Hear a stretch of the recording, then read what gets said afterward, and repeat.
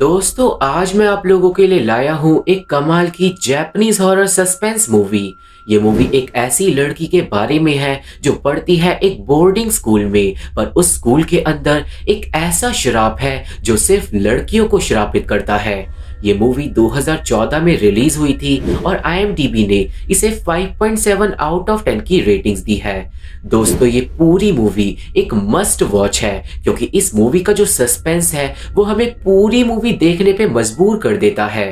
तो आप लोग वीडियो को पूरा लास्ट तक देखना क्योंकि वो लड़की उस श्राप की मिस्ट्री को कैसे सॉल्व करेगी ये हमें मूवी में ही पता चलेगा। चैनल पे नए हो तो चैनल को सब्सक्राइब भी जरूर कर देना क्योंकि आज की इस वीडियो में हम फेटल फ्रेम मूवी को समझते हुए इसके बारे में कुछ बात करने जा रहे हैं। और अब हम इसी के साथ चलते हैं सीधा वीडियो की तरफ। कहानी शुरू होती है एक लड़की की आवाज सुनाते हुए जिसका नाम है आया। आया हम लोगों को बताती है एक श्राप के बारे में जो सिर्फ लड़कियों को श्रापित करता है। ये सब कुछ आया हम लोगों को अपने सपने में बताती है और आया को अपने सपने में एक लड़की दिखाई देती है जो बोलती है वाताशियो नोरोई काराकाइयोस्ते, मतलब मेरे को श्राप से मुक्त कर दो। दोस्तों तभी आया जाग जाती है और वो काफी ज्यादा कंफ्यूज थी क्योंकि जो लड़की उसने अभी अभी सपने में देखी थी वो बिल्कुल आया जैसी दिख रही थी। आया को इसके बाद कुछ अजीब फील होने लगता है और उसे लगता है कि कोई खतरनाक चीज उसकी तरफ बढ़ रही है। ऑब्वियसली ऐसी फीलिंग को कोई भी इंसान फील नहीं करना चाहेगा और इसलिए आया अपने आप को कमरे में बंद कर लेती है। 7 दिन बीत जाते हैं और आया अपने कमरे से बाहर नहीं निकलती, जिसके बाद हमें पता चलता है कि आया रहती है एक क्रिश्चियन बोर्डिंग स्कूल में। दोस्तों आया क्लास के अंदर आना भी बंद कर देती है और हम लोग देखते हैं कि किसी वजह से आया को पूरी क्लास मिस कर रही है। आया के गायब होने से सारी की सारी लड़कियां परेशान हैं, पर सबसे ज्यादा दुखी होती है कासुमी नाम की एक लड़की जो सीक्रेटली आया से प्यार करती है। हमें पता चलता है कि स्कूल के पहले दिन आया ने क्लास के क्वायर में गाना गाया था और वो गाना इतना ज्यादा प्यारा था कि ऑलमोस्ट पूरी क्लास आया से प्यार करने लगी थी। कासुमी आया से हमेशा दोस्ती करना चाहती थी पर आया हमेशा अकेले रहती थी, जिसके बाद एक दिन उसने खुद को अपने कमरे में बंद कर लिया। कासुमी को आया की चिंता थी और इसलिए वो इस बारे में हेड मिस्ट्रेस से बात करने जाती है, पर हेड मिस्ट्रेस कासुमी को समझाती है कि आया बिल्कुल ठीक है और अगर वो अपने कमरे से बाहर नहीं निकलना चाहती तो कोई भी उसे फोर्स नहीं कर सकता। खैर इस दौरान हेड मिस्ट्रेस मजाक मजाक में ये भी बोलती है कि शायद आया को वो श्राप लग गया है जो सिर्फ लड़कियों को लगता है। दोस्तों इस श्राप के बारे में ऑलरेडी पूरे स्कूल में काफी सारी अफवाहें फैली हुई है, पर यह श्राप आखिर है क्या यह हमें आगे पता चलेगा। इस सब के बाद कासुमी आया के प्यार में और ज्यादा पागल हो जाती है और 1 महीना बीत जाता है पर आया अपने कमरे से बाहर नहीं निकलती। हम लोगों को पता चलता है कि कासुमी के पास आया की एक फोटो है और एक रात 12 बजे कासुमी जानबूझकर उस फोटो को किस करती है और किस करने का रीजन भी उसी श्राप से रिलेटेड है। अब अगले दिन कासुमी की प्रेम कथा के साथ ही हमें दिखाते हैं इत्सुकी और उसकी बेस्ट फ्रेंड रीसा को। वो दोनों भी आया के बारे में बात कर रहे थे, जिससे हमें पता चलता है कि वो दोनों भी आया को पसंद करते हैं। खैर उन दोनों की बातों से एक बात हमें समझ आती है कि अगर रात के 12 बजे कोई इंसान अपने सीक्रेट लवर की फोटो को किस करता है तो वो सीक्रेट लवर ऑटोमेटिकली उस इंसान के साथ प्यार में डूब जाता है। यही वजह है कि रात के टाइम कासुमी ने आया की फोटो को किस करा था। पर दोस्तों ये जादुई टोटका एक श्राप से भी जुड़ा हुआ है। उस श्राप की कहानी हमें सुनाती है मैरी नाम की एक लड़की जो असल में इसी बोर्डिंग स्कूल से पढ़कर निकली है। असल में काफी सालों पहले इस स्कूल के अंदर 2 लड़कियां पढ़ती थी जो एक दूसरे से प्यार करती थी, पर उन दोनों ने एक साथ खुदकुशी करने का प्लान बनाया था ताकि वो दोनों आफ्टर लाइफ में भी साथ साथ जा सके। अब ये प्लान बनाने के बाद जब मरने का टाइम आया तो एक लड़की ने खुदकुशी कर ली, पर दूसरी लड़की ने अपनी लवर को धोखा दे दिया क्योंकि वो मरने से डर गई थी और इसलिए एक श्राप का जन्म हुआ और वो श्राप अब उस जादुई टोटके के साथ जुड़ा हुआ है। हम लोग अब समझ जाते हैं कि क्योंकि कासुमी ने वो जादुई टोटका किया है तो अब वो श्रापित है, पर ये मिस्ट्री इस श्राप से ज्यादा रिलेटेड नहीं है और क्यों, यह आप लोगों को वीडियो के एंड तक सब कुछ समझ आ जाएगा। दोस्तों इसके बाद अगले दिन हमें कुछ और लोगों से मिलवाया जाता है, जैसे सिस्टर ओसु और उसका लंगड़ा भाई तकाशी। सिस्टर ओसु अपने भाई के साथ ही रहती है और तकाशी ज्यादा बात नहीं करता। इसी के साथ हम लोग मिलते हैं मीची नाम की एक लड़की से जो कासुमी की दोस्त है। अब क्योंकि कासुमी काफी दिनों से अच्छा फील नहीं कर रही थी तो आज मिची कासुमी को अपने साथ जंगल में टहलाने के लिए ले जाती है, पर बेचारी मिची को ये नहीं पता था कि कासुमी अब श्रापित है। जंगल के अंदर टहलते वक्त मीची सोचती है कि वो अपनी दोस्त को खुश कर देगी, पर श्रापित कासुमी अचानक ही गायब हो जाती है। दोस्तों कासुमी के साथ क्या होता है किसी को कुछ भी पता नहीं चलता। कई दिनों तक उसे ढूंढने की कोशिश करी जाती है, पर कासुमी तो जैसे किसी दूसरी दुनिया में गायब हो गई थी।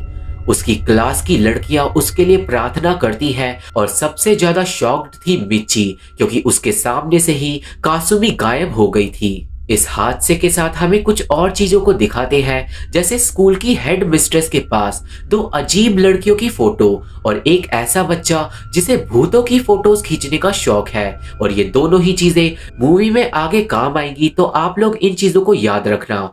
इन सारी मिस्टीरियस चीजों से मिस्ट्री और ज्यादा सस्पेंसफुल हो जाती है और फिर उस रात को मीची जाती है कासुमी के कमरे में इन्वेस्टिगेट करने के लिए। मिची को कासुमी के कमरे में आया की फोटो मिलती है, पर वो फोटो बहुत ज्यादा अजीब थी। मिची को आया की उस फोटो से जैसे प्यार ही हो जाता है और वो उस फोटो को चुरा लेती है। फोटो चुराने के अगले दिन ही मिची को आया की एक छाया दिखाई देने लगती है। जी हाँ दोस्तों, ये आया की एक छाया है, क्योंकि असली आया अपने कमरे के अंदर बंद है। वो आया की छाया मिची के बहुत ज्यादा नजदीक आ जाती है और उसके कान में बोलती है, वाताशियो नोरोई काराकाइयोस्ते, यानी कि मेरे को शराब से मुक्त कर दो। ये बात सुनते ही मिची डर के मारे स्टैचू बन जाती है और पूरी की पूरी क्लास उसे घूरने लगती है। मिची पूरा दिन उसी अजीब हादसे के बारे में सोचती रहती है और वो अचानक ही हॉलवे के अंदर बेहोश हो जाती है। अब यहाँ पे मिची की मदद करते हैं रीसा और इत्सुकी, और मिची उन दोनों को सब कुछ बता देती है। आया की फोटो देखते ही रीसा प्यार में पागल हो जाती है, पर इत्सुकी रीसा को संभाल लेती है। दोस्तों अब तीनों ही लड़कियों को लगता है कि आया की वो फोटो श्रापित है और इसलिए वो सब लोग उस फोटो को स्कूल के एटिक में रखाते हैं ताकि कोई लड़की शराब का शिकार ना बन जाए, पर ये तो बस खेल की शुरुआत थी। अब उस रात को जब रीसा ब्रश कर रही थी तो उसे दिखाई देती है आया की छाया। ऑब्वियसली रीसा को लगता है कि आया अपने कमरे से बाहर निकल आई है और इसलिए वो आया की छाया का पीछा करने लगती है। वो छाया अंधेरे में जाके खड़ी हो जाती है और रीसा आया की छाया के प्यार में पागल हो जाती है। आया की छाया अब रीसा के कान में बोलती है, वाताशियो नोरोई काराकाइयोस्ते, और उसके बाद जो होता है उस पर रीसा को यकीन ही नहीं होता, क्योंकि वो अचानक ही स्कूल के एटिक के अंदर पहुंच गई थी और वो आया की उस श्रापित फोटो को किस करने वाली थी। दोस्तों अब यहाँ पे आप लोग समझ रहे हो ना कि रीसा को उस फोटो को किस नहीं करना था, ना ही उसका कोई इरादा था, पर उस श्राप ने रीसा के दिमाग पे कंट्रोल कर लिया ताकि रीसा उस फोटो को किस करके श्रापित हो जाए। खैर रीसा उस फोटो को किस नहीं करती, पर अगले दिन रीसा बीमार टाइप हो जाती है और उसके दिमाग में बस आया के प्यार की बातें घूम रही थी। पर ये सब कुछ सिर्फ रीसा के साथ नहीं हो रहा था, असल में सारी चीजें इत्सुकी और मिची के साथ भी हो रही थी। और ये सब जब से स्टार्ट हुआ था जब से उन तीनों ने आया की फोटो को देखा था। वो तीनों ही लड़कियां अब इस बारे में बात करने लगती है और सबसे ज्यादा डर लग रहा था इत्सुकी को। उसे लग रहा था कि आया कोई चुड़ैल है जिसने अपनी फोटो पे कोई जादू टोना कर दिया है। ऑब्वियसली इत्सुकी का डरना जायज था, आखिरकार उसके पीछे एक डरावनी परछाई पड़ी है, जबकि इत्सुकी ने कभी भी किसी का बुरा नहीं चाहा। वो लड़की इतना ज्यादा डर चुकी थी कि अब उसे कमरे में फिर से आया की छाया दिखाई देती है। इत्सुकी बच के भागने की कोशिश करती है, पर वो टेलीपोर्ट होकर पहुंच जाती है अपने स्कूल की सिंगिंग क्लास में, जहाँ पे फिर से आया की छाया उसे डरा देती है। बेचारी इत्सुकी फिर से भागती है, पर वो फिर से टेलीपोर्ट होकर एक तालाब के अंदर गिर जाती है। उसे कुछ भी समझ नहीं आता कि आखिर उसके साथ हो क्या रहा है, कि तभी उसके सामने आ जाती है आया की छाया, और वो इस बार तालाब के पानी के ऊपर चल रही थी। ये खौफनाक मंजर देखकर इत्सुकी का शरीर तो जाम हो जाता है, और आया की छाया उसके पास आ जाती है और उसके कान में बोलती है, वाताशी ओ नोरोई कारा काइयो शिते। जिसके बाद इत्सुकी भी एटिक रूम में जाग जाती है, और वो भी आया की फोटो को किस करने वाली थी। इत्सुकी अब एटिक रूम में अच्छे से समझ जाती है कि ये सब कुछ श्राप की वजह से हो रहा है, और वो श्राप चाहता है कि इत्सुकी और बाकी लोग उस फोटो को किस कर ले और श्रापित होके मारे जाए। और जब इत्सुकी खुद को संभाल ही रही थी, तभी एटिक में आ जाती है रीसा, और वो फिर से आया की फोटो को किस करने के लिए आई थी। इत्सुकी अपनी दोस्त को बचाने के लिए रीसा को धक्का दे देती है और खुद फोटो को किस कर लेती है। एंड गेस व्हाट, इस हादसे के अगले दिन इत्सुकी भी मिस्टीरियस तरीके से गायब हो जाती है। सारे बच्चों को इत्सुकी के बारे में चर्च के अंदर बताया जाता है, और रीसा और मिच्ची दोनों ही बहुत ज्यादा डर चुके थे।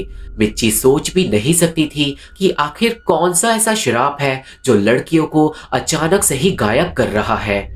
मिच्ची का दिमाग गोल गोल घूम रहा था कि तभी चर्च की छत से उड़ते हुए नीचे आती है आया की छाया। मिच्ची को उसे देखते ही चक्कर आने लगते हैं, और आया की छाया मिच्ची की तरफ बढ़ती है। दोस्तों, वो छाया इतनी ज्यादा खतरनाक थी कि उसे देखते ही क्लास में 90% लड़कियां अपने आप बेहोश हो जाती है, और ये सीन हमारे गूज बम्स खड़े कर देता है।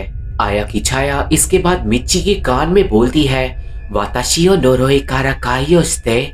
जिसके बाद मिच्ची भी बेहोश हो जाती है। सारी की सारी सिस्टर्स और कुछ लड़कियां बुरी तरीके से चौंक जाती है, क्योंकि कोई भी सॉल्यूशन नहीं था कि आखिर इतनी सारी लड़कियां एक साथ बेहोश कैसे हो गई। सारे लोग परेशान थे कि तभी एक सिस्टर को आया की फोटो मिलती है एक लड़की के फोन के अंदर। हमें अब इस फोटो को देख के पता चलता है कि किसी लड़की ने पूरे स्कूल के अंदर आया के श्राप की बात फैला दी थी, और अब काफी सारी लड़कियां उस फोटो को किस कर चुकी है। इस हादसे के बाद 3 और लड़कियां स्कूल से गायब हो जाती है, और सबसे ज्यादा फर्क पड़ता है सिस्टर ओसू को। कहीं ना कहीं सिस्टर ओसू जानती थी कि स्कूल में कौन सा श्राप फैल रहा है, और एक रात सिस्टर ओसू अपने भाई तकाशी से वादा करती है कि वो उसे कुछ भी नहीं होने देगी। सिस्टर ओसू की इन बातों से कहानी में सस्पेंस बढ़ जाता है, क्योंकि एक नन आखिर श्राप के बारे में इतना सब कैसे जानती है। दोस्तों, अब तक स्कूल में से 5 लड़कियां गायब हो गई थी, और इसलिए अगले दिन मिच्ची जाती है आया से बात करने के लिए। मिच्ची आया को बोलती है कि वो इस श्राप को खत्म कर दे, पर आया कमरे के अंदर से कोई भी जवाब नहीं देती। सीन यहाँ से जाता है इत्सुकी पे, जो पूरी तरीके से श्राप के वश में जंगल में भटक रही थी, और वो बार बार बोल रही थी कि वो मेरे को बुला रही है, मेरे को उससे मिलने जाना ही होगा। इसके बाद क्या होता है यह हमें पता नहीं चलता, पर अगले ही सीन में इत्सुकी की लाश नदी में तैर रही थी, और इतना ही नहीं, असल में 5 की 5 मिसिंग लड़कियां मर चुकी थी, और उनकी लाशें एक ब्रिज के नीचे तालाब के अंदर फंसी हुई थी। पुलिस को वो 5 लाशें जल्दी ही मिल जाती है, और वो सारी लड़कियां डूबकर मारी गई थी, पर कैसे ये किसी को भी पता नहीं चलता। 5 लड़कियों का फ्यूनरल बोर्डिंग स्कूल में ही करा जाता है, जहाँ पे मिच्ची और रीसा कासुमी और इत्सुकी की लाश को देखकर बहुत ज्यादा दुखी हो जाते हैं। मिच्ची सोच भी नहीं सकती थी कि आखिर उन लड़कियों के साथ ऐसा क्या हुआ कि वो शराब की वजह से मारी गई, और इसलिए मिच्ची अब फैसला करती है कि वो इस शराब के मामले से दूर रहेगी। इस फैसले के बाद भी आया की छाया मिच्ची का पीछा नहीं छोड़ती, और फिर मिच्ची थककर आया की छाया से बोलती है कि अगर तुम्हें मेरे को मारना है तो तुम मेरे को मार डालो, पर मेरा पीछा मत करो। आया की छाया इस बात के जवाब में कोई भी जवाब नहीं देती, वो बस आगे की तरफ झुकती है और मिच्ची के कान में बोलती है, वाताशी ओ नोरोई कारा काइयो शिते। और इसके बाद मिच्ची भी अचानक ही एटिक रूम में टेलीपोर्ट हो जाती है, और वो भी आया की श्रापित फोटो को किस करने वाली थी, पर तभी रियल वाली आया मिच्ची को होश में ले आती है। अब आया को देखकर मिच्ची पहले तो डर जाती है, पर आया बोलती है कि मैं कोई चुड़ैल नहीं हूँ और मैंने किसी को भी नहीं मारा। आया बताती है कि उसे एक अजीब सपना आया था जिसमें उसे एक लड़की डूबती हुई दिखाई दी थी, पर वो लड़की बिल्कुल आया की तरह दिख रही थी। और दोस्तों, ये वही सपना है जो मूवी की शुरुआत में हमें दिखाया गया था। आया अब बताती है कि उस सपने के बाद वो किसी वजह से डर गई और इसलिए वो अपने कमरे से बाहर नहीं निकल रही थी। पर जब उसे पता चला कि श्राप की वजह से 5 लड़कियां मारी गई हैं, तो वो फाइनली गुस्से में बाहर आ गई। आया ये भी बताती है कि उस श्रापित फोटो में जो लड़की है वो बस आया की तरह दिखाई देती है, पर वो आया नहीं है और इसलिए आया ने किसी को भी नहीं मारा और जो वो आत्मा है वो किसी और की आत्मा है। यहाँ पे मिच्ची बहुत ज्यादा मुश्किलों के बाद आया की बातों पे यकीन कर लेती है और अब आया और मिच्ची फैसला करते हैं कि वो दोनों मिलकर इस फोटो वाली लड़की का पता लगाएंगे और इस श्राप को खत्म कर देंगे ताकि कोई और लड़की मारी ना जाए। अगले दिन आया और मिच्ची दोनों ही स्कूल से छुपकर बाहर निकल जाते हैं और वो दोनों जाते हैं मैरी से मिलने के लिए, जिसे हमने पहले भी देखा था। दोनों लड़कियां मैरी के पास इसलिए जाती हैं क्योंकि मैरी उन लड़कियों के स्कूल से ऑलरेडी पढ़ के निकल चुकी है और उसे श्राप के बारे में सबसे ज्यादा पता है। मैरी उन दोनों को अपने साथ घर ले जाती है और दोनों लड़कियां सारी कहानी मैरी को सुनाती है। वो दोनों पूछती है कि श्राप को कैसे खत्म कर सकते हैं, पर मैरी को इस बारे में कोई अंदाजा नहीं था। दोस्तों, अब मैरी यहाँ पे बताती है कि पुराने जमाने में जब 2 लड़कियां प्यार करती थी तो दुनिया उन्हें बुरी नजरों से देखती थी, क्योंकि उस टाइम पर लेस्बियन लवर्स होना एक पाप माना जाता था। इसी वजह से काफी सारे लवर्स वो जादुई टोटका करते थे और एक साथ खुदकुशी कर लेते थे ताकि मरने के बाद भी उनकी आत्माएं साथ रहे। मैरी अब उन दोनों लड़कियों की फोटो दिखाती है जिनसे श्राप की शुरुआत हुई थी, क्योंकि उन दोनों लवर्स में से एक ने खुदकुशी कर ली थी और दूसरी वाली ने खुदकुशी नहीं करी थी। और दोस्तों, ये वही फोटो है जो हमने हेड मिस्ट्रेस के पास देखी थी। तो क्या इसका मतलब जो हेड मिस्ट्रेस है वो भी श्राप से जुड़ी हुई है? हमें मूवी के एंड में पता चलेगा। पर अब मैरी का बेटा सीन में आता है और ये वही लड़का है जो आत्माओं की फोटो खींचता है। वो लड़का जब उस श्रापित फोटो को देखता है तो वो बताता है कि ये फोटो तो उसने खींची थी तालाब के पास। और यहाँ पे फाइनली मिच्ची और आया को समझ आता है कि फोटो में जो लड़की है वो एक आत्मा है। वो लड़का बताता है कि उसने उस फोटो को कासुमी को दे दिया था और ऑब्वियसली कासुमी ने वो फोटो इसलिए ले ली थी क्योंकि उसे लगा होगा कि वो आया की फोटो है, पर वो फोटो किसी आत्मा की है, वो फोटो आया की नहीं है। खैर, इसके बाद इन्वेस्टिगेशन को आगे बढ़ाते हुए आया और मिच्ची उस तालाब के पास जाते हैं, पर आया को एक अजीब विजन आता है जिसके अंदर वो एक छोटी लड़की को डूबता हुआ देखती है। आया विजन की वजह से कमजोर हो जाती है और वो दोनों इन्वेस्टिगेशन को रोक देते हैं। दोस्तों, उस विजन के बाद आया को लगने लगता है कि उसके पास्ट में कुछ ऐसा बुरा हुआ था जो अब उसे याद नहीं है और इसलिए आया बहुत ज्यादा परेशान हो जाती है। आया की परेशानी और ज्यादा बढ़ाने के लिए स्कूल की लड़कियां आ जाती हैं और आया पे हमला कर देती हैं, क्योंकि पूरे स्कूल में ये अफवाह फैल गई थी कि आया एक चुड़ैल है। इस मुश्किल की घड़ी में आया का साथ देती है मिच्ची और वो सबके सामने आया को किस कर लेती है, जिससे ये साबित हो जाता है कि आया कोई चुड़ैल नहीं है। दोस्तों, आया और मिच्ची श्राप की मिस्ट्री में और ज्यादा उलझते जा रहे थे कि उस रात को रीसा स्कूल से गायब हो जाती है। पर अच्छी बात ये थी कि 2 लोगों को रीसा मरने से पहले ही मिल जाती है। रीसा को वापस स्कूल में ले जाया जाता है, जहाँ पे रीसा पागलों की तरह चिल्लाने लगती है और वो बोलती है कि वो मेरे को बुला रही है, मेरे को उससे मिलने के लिए जाना ही होगा। रीसा आउट ऑफ कंट्रोल होके बेहोश हो जाती है, पर यह बात अब साफ थी कि आया की छाया लोगों को अपने पास मिलने के लिए बुला रही है, पर कहां और क्यों ये किसी को भी समझ नहीं आता। अब आया की छाया आखिर चाहती क्या है, इस बात को समझने के लिए मिच्ची फैसला करती है कि वो श्रापित तस्वीर को किस करेगी ताकि वो श्रापित हो जाए और श्रापित होने के बाद मिच्ची जहां पर भी जाएगी आया उसका पीछा करेगी और इसी तरह वो दोनों इस मिस्ट्री को सॉल्व कर पाएंगे। मिच्ची अब फोटो को किस करके श्रापित हो जाती है और वो दोनों लड़कियां अपने हाथ पे एक रस्सी बांध लेती है और बिल्कुल वैसा ही होता है जैसा उन्होंने प्लान किया था। आधी रात को मिच्ची श्राप के वश में आकर स्कूल के बाहर चले जाती है और आया उस रस्सी के जरिए मिच्ची का पीछा करती है। दोनों ही लड़कियां गहरे जंगल में पहुंच जाती हैं, जहां पर अचानक ही भूकंप आ जाता है जिसकी वजह से रस्सी टूट जाती है और दोनों लड़कियां बिछड़ जाती हैं। आया को कुछ भी समझ नहीं आता कि मिच्ची कहां पर गायब हो गई और वो उसे ढूंढने के लिए निकल जाती है, पर मिच्ची की बजाय आया को मिल जाता है ताकाशी।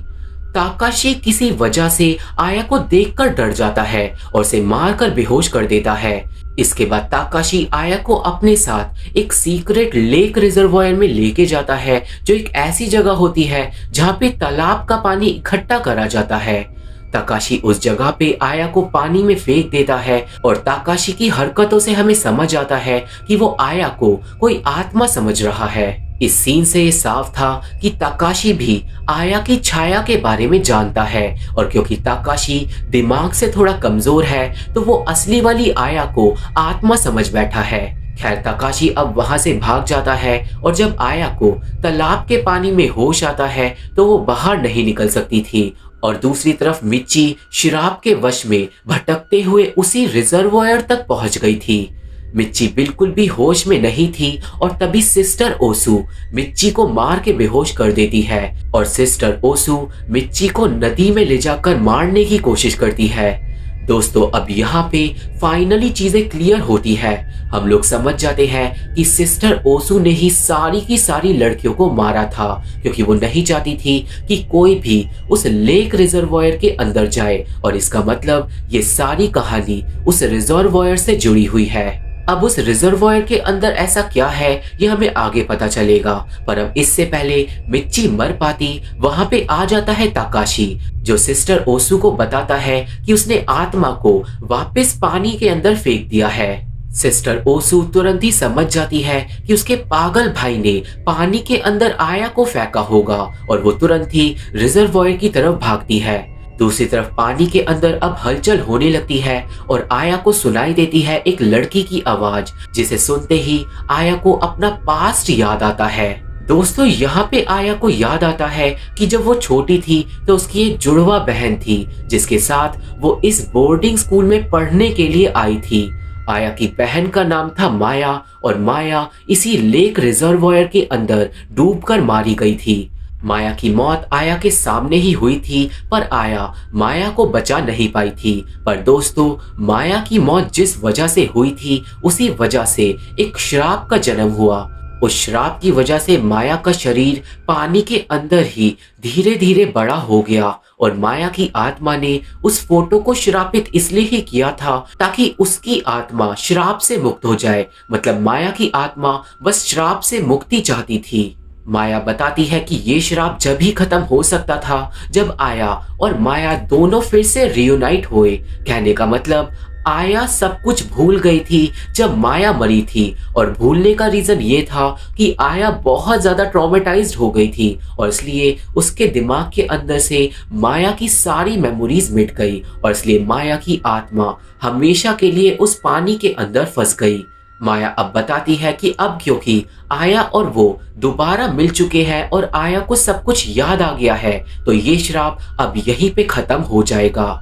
आया अब अपनी बहन की लाश को गले लगा लेती है और माफी मांगने लगती है, पर श्राप खत्म होते ही माया की लाश सड़ गलकर पानी में गिर जाती है। पर जाने से पहले माया बोलती है कि अब ये श्राप 100% खत्म हो गया है।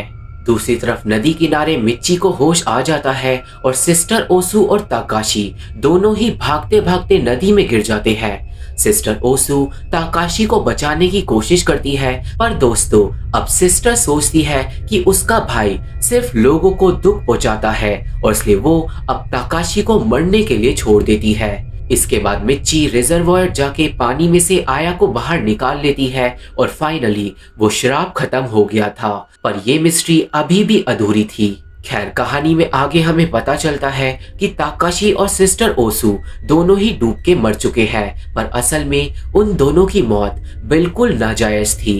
असल में ताकाशी थोड़ा पागल था और कुछ टाइम पहले उसे तालाब के पानी के अंदर माया की लाश मिली थी।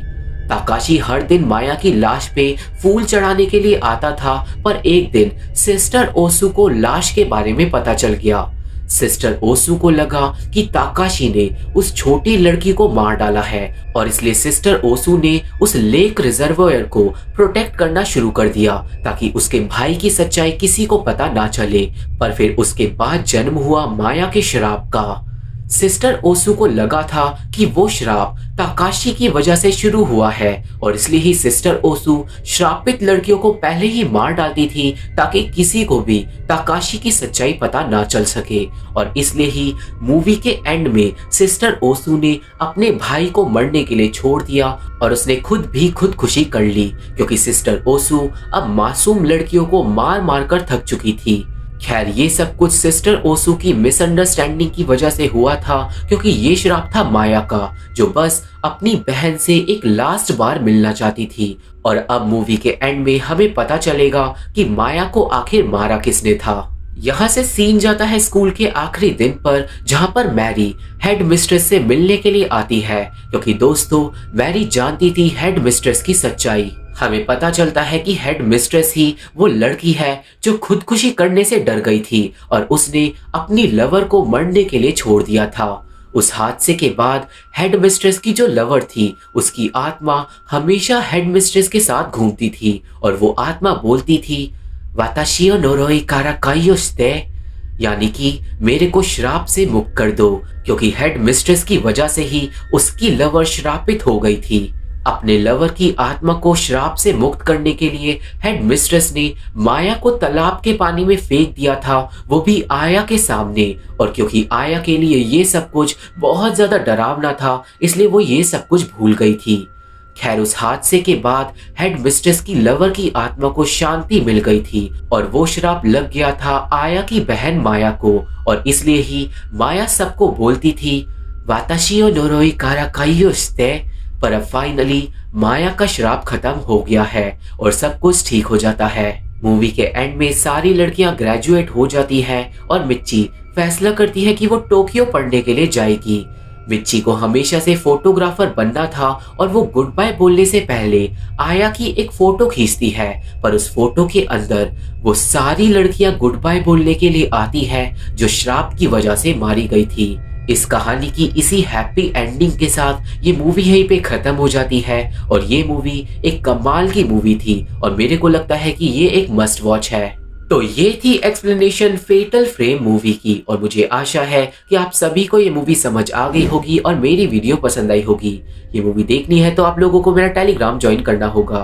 मेरे फेसबुक पेज का लिंक, इंस्टाग्राम का लिंक, स्नैपचैट का लिंक और बाकी सारे social media link description box में मौजूद है। तो अगर आप लोग मेरे से जुड़ना चाहते हो तो आप लोग मेरे को वहां पे फॉलो जरूर कर सकते हो।